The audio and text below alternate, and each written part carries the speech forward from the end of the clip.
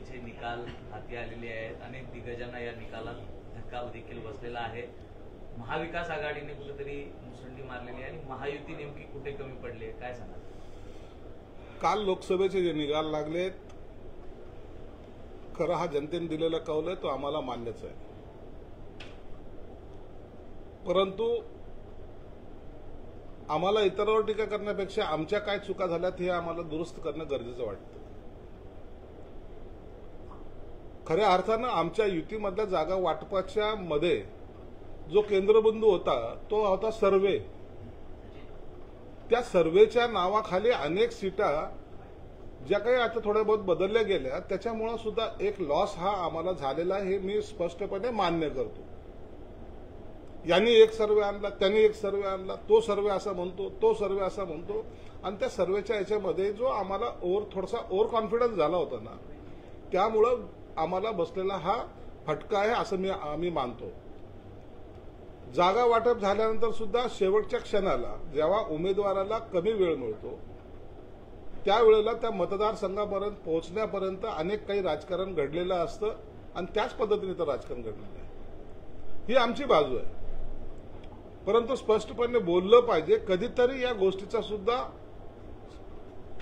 चर्चा याच्यावर झाली पाहिजे असं मत असल्यामुळं मी या गोष्टीवर बोललोय।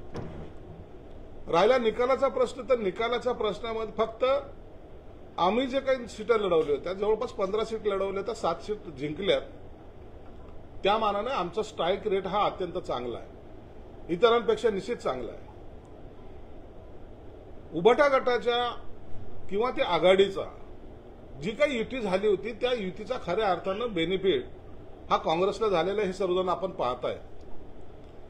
ज्यांची एक जागा होती ती जागा ही तो आमदार असताना माणूस आमच्याकडे होता, नंतर तो काँग्रेसकडे गेला, त्यावेळेला खासदार ते वारले दुर्दैवानं, त्यांच्या नंतर ती एकमेव जागा, त्याच्यानंतर आता काँग्रेसचे आलेल्या 13 जागा किंवा राष्ट्रवादी शरद पवारांच्या आलेल्या या 8-9 जागा, खऱ्या अर्थानं या युतीचा जो काही फायदा झाला असेल, या आघाडीचा जो काही फायदा झाला असेल, या दोन पक्षांना झालेला आहे। म्हणून इतर लोक काहीतरी आम्ही काही चमत्कार घडवला अशा आविर्भाव जे आहेत, त्यांनी इतर जे झोपलेले होते, ज्यांचं अस्तित्व शून्य झालं होतं, त्या लोकांना जिवंत करण्यामध्ये त्यांनी त्यांची ताकद खर्ची लावलेली। तुम्ही जर पाहिलं तर काँग्रेस असेल की राष्ट्रवादी शरद पवारचे असतील, त्यांनी ज्या ठिकाणी उभाटाचे सदस्य होते त्या ठिकाणी मनापासून काम केलं नाही, हे त्या ठिकाणचे उमेदवार सुद्धा तुम्हाला सांगतील। आणि ज्वलंत उदाहरण जर पाहिजे असेल तर सांगलीचं उदाहरण आपल्या सर्वांना माहिती आहे। त्या ठिकाणी विश्वजित कदमांनी त्या स्टेजवर जे सांगितलं होतं, तुम्ही तिकडचे वाघ असाल पण इकडचे वाघ आम्ही आहोत आणि इथं आमचीच चालणार, या धर्तीवर त्यांनी अपक्ष उमेदवारांना केलेला सपोर्ट, राष्ट्रवादीने सुद्धा त्यांना केलेला सपोर्ट, ती सीट निवडून आली अपक्ष म्हणून। उभाटा गटाने जे काही 22 जागा लढवल्या होत्या त्यापैकी जर असा जर विचार केला तर त्यांच्या आलेल्या 9 जागा, म्हणजे हे 13 सीट कशा पडल्या याचं खऱ्या अर्थानं चिंतन मनन करायला पाहिजे, परंतु त्या मनस्थितीत ते आता नाहीत। आता आदरणीय, वंदनीय, पूजनीय, हृदय सम्राट राहुल गांधीच्या दर्शनाला सर्वजण जातील, मोठा बुके राहतील हातात, बुके देतील, आणि आता ह्यांच्या ह्या दिल्ल्या वाऱ्या या सुरू होणार आहेत। जे इतरांना नाव ठेवत होते आता ते दिल्लीचे वारे करायला आता सज्ज झालेले आहेत। मग सरकार कुणाचं बनायचं, कसं बनायचं, ह्या सगळ्या मागण्या किंवा जे आपले विचार त्या ठिकाणी ते मांडतील, परंतु एक निश्चित आहे, जनतेने या लोकसभेच्या निवडणुकीमध्ये जो कौल दिलेला आहे तो नम्रपणे आम्ही मान्य करतोय। भविष्यामध्ये अशा चुका होणार नाही याची काळजी निश्चित आमच्या महायुती म्हणून आम्ही सर्वजण घटक पक्ष घेणार आहोत। निश्चित थोडा बहुत जो काही सेटबॅक आम्हाला वाटतोय तो या विधानसभेला आम्ही भरून काढणार आहोत। दुसरीकडे आपण पाहिलं तर काही मार्जिन मतांनीच मुंबईत विजय झालेले वायकर आहेत, त्यांच्या एकूणच निवडणुकीच्या पद्धतीवरती आता ठाकरेंनी आक्षेप घेतलेला आहे, याबाबत राष्ट्रपतींना पत्र देखील ते देणार आहेत, त्याकडे कसं? पण निवडणुकीमध्ये आक्षेप घेणं किंवा त्याच्यावर चुकीचा झाला निर्णय याच्यावर आक्षेप घ्यायला कुणालाही थांबवलेलं जात नाही, ते घेता येतात. आता तुम्ही जर पाहाल वर्षा गायकवाड ह्या शेवटच्या फेरीमध्ये जे निवडून आल्यात त्याच्यावरही आक्षेप घेता आला असता. 53,000ची उज्ज्वल निकमला असलेली लीड ती अत्यंत कमी होऊन अवघ्या काही मतानं वर्षा गायकवाड निवडून आली, त्याच्यावरही तो ऑब्जेक्शन घेता येईल. परंतु ह्या प्रोसेसचा भाग आहे. कोणी ऑब्जेक्शन घेतलं, जर त्यांची बाजू सत्य असेल तर निकाल त्यांच्या बाजूने लागेल, आमची असेल तर आमच्या बाजूने लागेल. म्हणून त्याच्यामध्ये एवढं ऑब्जेक्शन घेण्यासारखं काही नाहीये. पण तरी एक मनाचा समाधानासाठी हे सगळं प्रोसेस चालत असतात. नाही, पण महायुतीमध्ये भाजपवर शिवसेना नाराज आहे का? कारण ज्या पद्धतीचे सर्वे तुम्हाला देण्यात आले, बऱ्याच ठिकाणी उमेदवार बदलायला लावले, दक्षिण मुंबई शिर्डीसाठी उशीर केला, रामटेक, हिंगोली, यवतमाळ उमेदवार बदलायला लावले, याचा थेट फटका पडला. अन्यथा 13 पैकी 10 ते 11 जागा तुम्ही जिंकल्या असता असं वाटतं. जर स्टँडिंग खासदारांनाच उमेदवारी दिली असती तर फरक पडला असता. आता जर तरच्या ह्या गोष्टी आहेत, परंतु मी स्पष्टपणे सांगितलं आहे की आम्ही थोडासा जो काही ओव्हर कॉन्फिडन्स दाखवला त्यामुळे हा सगळा फटका बसलेला आहे. सर्वे हा सगळ्यात डेंजर भाग आमच्या या सगळ्या याच्यामध्ये राहिलेला आहे. सॅम्पल सर्वे घेऊन त्यांची मतं नोंदवणं आणि त्यांच्यावर आपण अवलंबून कितपत राहणं यापासून आम्ही घेतलेला हा धडा आहे. म्हणून आता भविष्यामध्ये अशा चुका माहितीतल्या कोणत्याच घटकाकडून होणार नाही याची आम्ही काळजी घेऊ. भाजपच्या वरिष्ठ नेतृत्व याबद्दल दखल घेईल असं वाटतं तुम्हाला?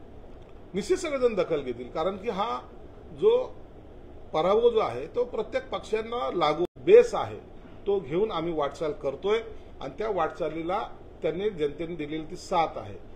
मुंबईमध्ये जर तुम्ही पाहाल तर मुंबईमध्ये अनेक छोट्या फरकानं वर्षा गायकवाड किती मतांनी निवडून आले किंवा विनायक राऊत किती मतांनी निवडून आले हे जर असं पाहिलं, ह्या अत्यंत तुटपुंज्या फरकाने काही सीटा निवडून आलेल्या.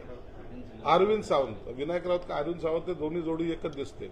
म्हणून ते आले तर अनेक कमी मताने निवडून आलेले आणि म्हणून लोकांचा कल आमच्याकडे. परंतु गणित या निवडणुकीमध्ये जे यांनी करायचा प्रयत्न केला, दलित मुस्लिमाची मतं घेण्याचा जो काही प्रयत्न केला, राज्यघटना बदलतायत, हा जो बागुलबुवा त्यांच्या समोर जे आणला त्याला काही लोक जे बळी पडले, त्यामुळे यांच्या विजयाकडे जास्त मार्ग याचा सुकर झाला होता.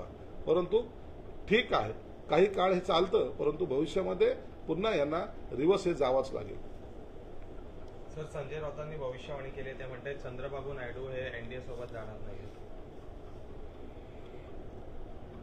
संजय राऊत आहे, आता तो नॅशनल लीडर आहे. कोणत्या मतदारसंघातून निवडून आला तो? ज्या प्रोसेसमध्ये तुम्हाला जायचं नाही त्या प्रोसेसवर त्यांनी भाष्य करावं, हाच हास्यास्पद प्रकार आहे. चंद्रबाबू नायडू कुठे, आपण कुठे, परंतु इतरांच्या ताटामध्ये माती कालवायला आम्ही अग्रेसर आहोत हे दाखवण्याची त्यांची ती वृत्ती आहे ना, हीच मुळात चुकीची. उद्या जर ते 26 पक्ष आहेत, 26 या 26 पक्षामध्ये मग जर एखाद्या वेळेला जर भाजपने एखादा 2 पक्ष फोडला तर भाजप तर पक्षच फोडतात असा आरोप होईल आणि तुम्ही आता काय करायला चाललेत, त्यांना फोडायला चाललेत. म्हणून राजकारणासाठी सोयीस्कर राजकारण तुम्हाला करायच्यासाठी तुम्हाला मुभा आणि आम्हाला दंड अशी नीती चालत नाही. एनडीएचं सरकार दिल्लीमध्ये येणार आणि पंतप्रधानपदी मोदी साहेब बसणार आहे. काँग्रेसला मिळालेल्या यशानंतर नागपुरात नाना पटोले भावी मुख्यमंत्री असे बॅनर झळकत आहेत. काय मौयामध्ये आता काँग्रेस एक नंबरचा? नाही, बरोबर आहे ना, नाना पटोले मुख्यमंत्री झालेच पाहिजेत. कारण गेल्या वेळेला वज्रमुठीची जे काही सभा झाल्या या महाविकास आघाडीची, त्या टायमाला नाना पटोलेंनी उद्धव ठाकरेंची खुर्ची सुद्धा बदलायला लावली होती आणि आता तर ते मोठ्या भावाच्या भूमिकेत आहेत. म्हणून आता बार्गेनिंग पॉवर त्यांची वाढलेली आहे. आता ते म्हणतील तसं यांना ऐकावं लागणार आहे, हे म्हणतील तसं ते ऐकणार नाही. आता काँग्रेस जिवंत झालेली आहे. आता त्यांचं ऐकूनच, त्यांचा पदर धरूनच यांना सर्वांना प्रवास करावा लागेल.